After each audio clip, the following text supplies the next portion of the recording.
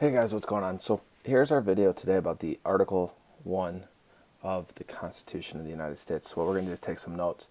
All right, I want to do peer evaluations. If you guys aren't ready today, we'll kind of go from that. And as a reminder, I'll be out the next 2 days. So it's important that we kind of take a look and see what it is that we need to do and, well, basically work on that. So let's get those all together. Let's get that ready to go. Anyways, when we talk about the Constitution of the United States, we talked about the preamble yesterday, the introduction to our Constitution, right? And today we're going to talk about Article 1. In Article 1, we establish the legislative branch of the Constitution. All right, so we're going to do a little different style notes today. You guys got a big graphic organizer to take a look at, right? So Article 1 establishes the legislative branch and the powers that it has. So let's take a look at it. First, it breaks our legislative process up into two houses. We have the House of Representatives and the Senate. All right, the House of Representatives has proportional representation, meaning that depending on the population of your state, you have a different number of people that represent you. Right? Larger states have more, smaller states have less.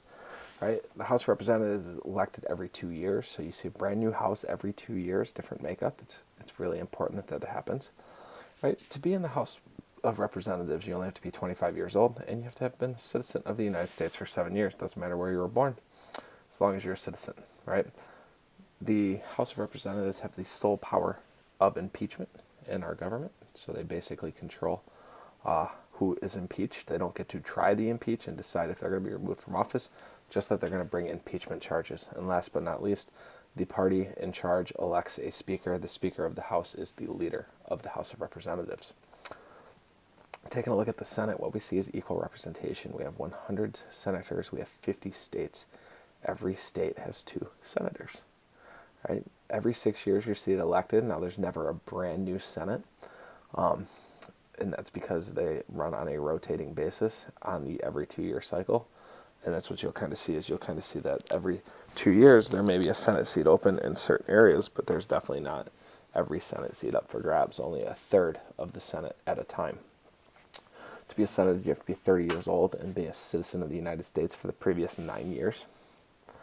Right? You have the power to try all impeachments. So you get to make a decision if they're going to be removed from office or not. And that's what's really kind of cool about that. So there's a separation of power even within the legislative branch to make sure that there are no abuses. Right? And the Vice President of the United States is the President of the Senate or the leader of the Senate. Now the Vice President can't vote in the Senate unless there is a 50-50 tie. All right, and then that Vice President can cast the winning ballot. Most times that Vice President will go with the party that is in the White House. The powers of it. The Congress can collect and impose taxes. The Congress can borrow money as the United States of America. The Congress can commence foreign relations. The Congress can coin money.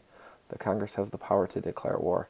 Again, kind of fun tidbit, the last officially congressional declared war was World War II. Now, if you're running through your head as a history buff, you know, Korea, Vietnam, you know, involvement in Afghanistan, get into Gulf, you know, first Iraqi war, the second Iraqi war, and then again the Afghanistan war. And we call those wars, but they're not actually wars.